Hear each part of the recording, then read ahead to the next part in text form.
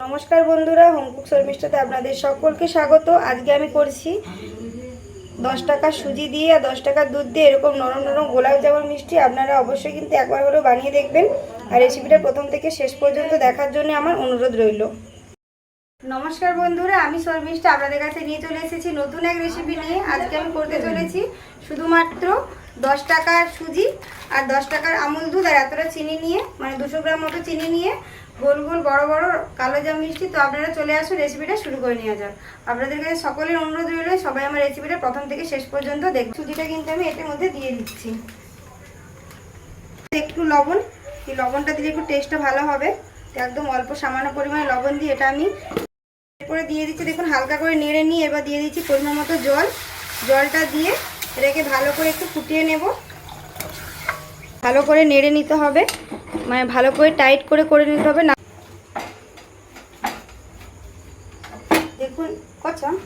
দেখুন এই মন্ডটাকে নামিয়ে নিয়ে ভালো করে একটু মাখিয়ে নিচ্ছি দেবে। তারপরে এই যে দুধ নিয়েছিল 10 টাকার আমুল দুধ, এই দুধটা এর মধ্যে দিয়ে দেবো। দুধটা আপনারা নাও দিয়ে স্কিপ করতেও পারেন, কিন্তু দুধটা দিলে টেস্টটা আরও ভালো হবে। তো এবার দুধটা দিয়ে খুব ভালো করে কিন্তু মাখিয়ে নেব। তো একদমই দেখুন সফট একটা ডো তৈরি হয়ে গিয়েছে। আপনারা এভাবে করে মাখিয়ে নেবেন। এখান থেকে ছোট্ট ছোট্ট করে লেচি করে নেবেন। এরকমভাবে ছোট্ট ছোট্ট করে লেচি করে এরকম একটু লম্বাটে গোল করে হাতে করে ঘুরিয়ে এরকম লম্বাটে করে শেপ নিয়ে নেবেন।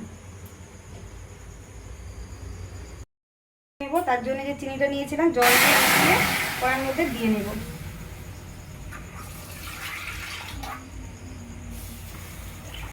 একবারে রেডি হয়ে গিয়েছে। এরপর কড়াই আমি তেল দিয়ে নিচ্ছি, দিয়ে এনে এটাকে আমি ডিপ ফ্রাই করে নেব।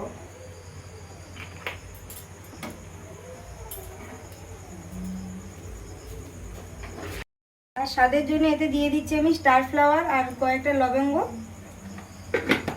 তাহলে সেটা কিন্তু ভীষণ ভালো হবে। ফ্লেমটা কিন্তু আমি মিডিয়াম টু হাই ফ্লেমে রাখবো, রেখে একটা একটা করে মিষ্টি আমি ছেড়ে দেব।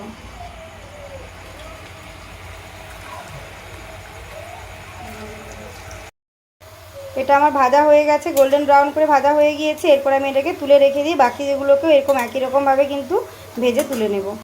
আছে সেগুলোকেও কিন্তু আমি একই রকমভাবে কিন্তু দেখো ছেড়ে দিচ্ছি।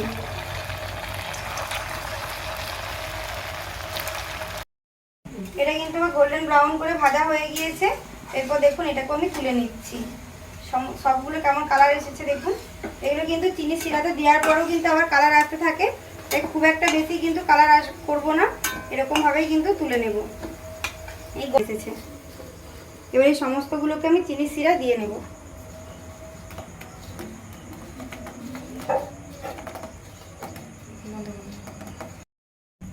তো এগুলো চিনি শিরায় 2 থেকে 3 মিনিট লো ফ্লেমে আমি ফুটিয়ে নেব।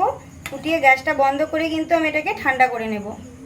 দেখুন চিনি শিরায় দেওয়ার পরে এগুলো কতটা হালকা ফুলে উঠছে দেখুন, আর কালারটাও আস্তে আস্তে অন্যরকম চলে আসবে।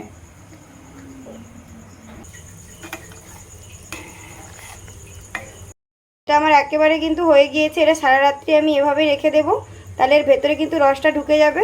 তো আমি আপনাদেরকে ইনস্ট্যান্টলি কেটে দেখাচ্ছি যে কতটা ভেতরটা সফট হয়েছে।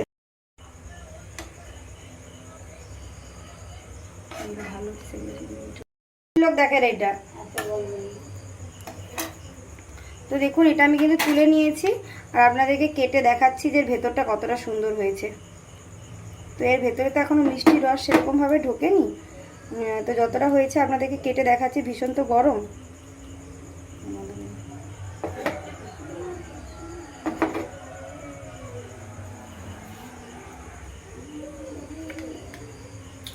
সেটি কিন্তু অসাধারণ সুন্দর হয়েছে। তো বাড়িতে আপনারা অবশ্যই কিন্তু এটা একবার হলেও ট্রাই করে দেখবেন। ভীষণ ভালো হয়েছে, একদমই কম উপকরণ দিয়ে ইনস্ট্যান্টলি বানিয়ে নিতে পারে এরকম মিষ্টি।